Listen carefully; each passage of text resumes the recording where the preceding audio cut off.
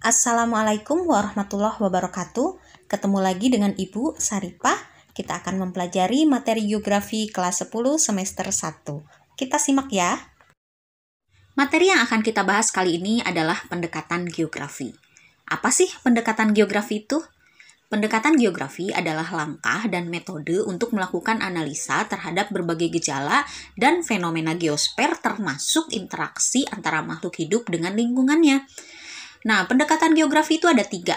Ada pendekatan keruangan atau spasial, pendekatan lingkungan atau ekologi, dan juga pendekatan kompleks wilayah atau regional. Untuk lebih jelasnya, simak penjelasan berikut ya. Nah, yang pertama pendekatan keruangan atau spasial. Pendekatan keruangan atau spasial ini merupakan pendekatan yang mempelajari keragaman ruang muka bumi dengan cara menganalisa setiap aspek keruangannya.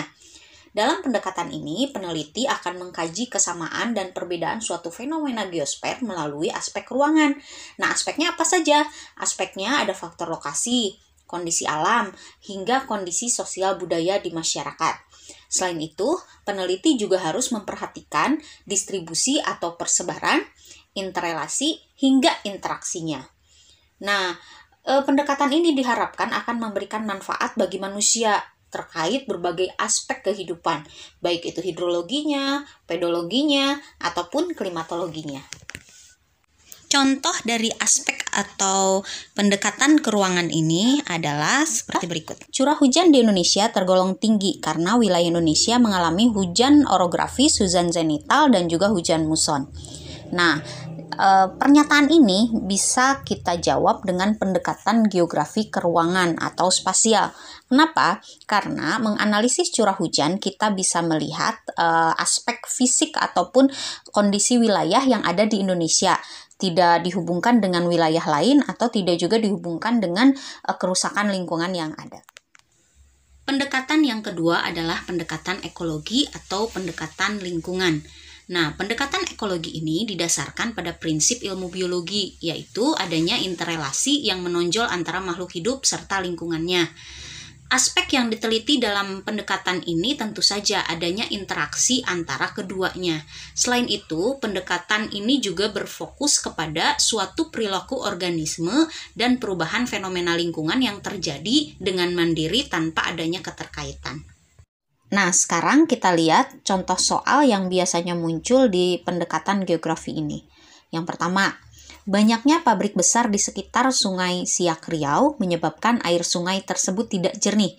Diduga sungai sudah terkontaminasi berbagai macam limbah industri yang dibuang ke sungai.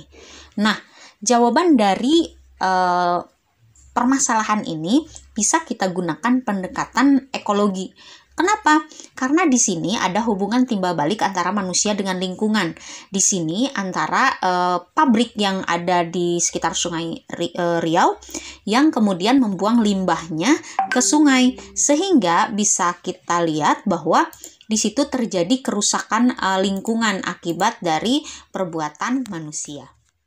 Pendekatan yang ketiga adalah pendekatan regional atau analisis kompleks wilayah. Dilakukan dengan cara membandingkan berbagai kawasan pada permukaan bumi dengan memperhatikan aspek-aspek keruangan serta lingkungan secara komprehensif. Secara umum, pendekatan ini adalah gabungan antara pendekatan spasial dan juga pendekatan ekologi. Analisis ini menekankan adanya diferensiasi areal ataupun perbedaan karakteristik pada tiap wilayah di permukaan bumi. Hal ini lalu mendorong adanya interaksi antara suatu wilayah dengan wilayah lainnya. Nantinya, hasil pendekatan studi wilayah tertuang menjadi sebuah peta dan bisa dipelajari melalui disiplin ilmu kartografi. Nah, apa contoh dari pendekatan kompleks wilayah ini? Contohnya misalnya studi tentang kemacetan lalu lintas di Kota Bandung.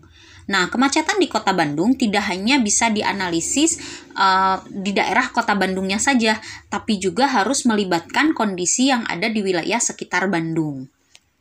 Selain itu, juga perlu dianalisis bagaimana kondisi sarana transportasi yang ada, bagaimana kondisi penduduknya, sehingga nanti kita bisa mengetahui bagaimanakah solusi dari kemacetan lalu lintas di Kota Bandung ini.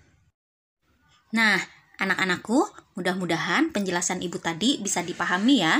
Jika kalian belum memahami, silahkan tuliskan pertanyaan di kolom komentar di bawah ya.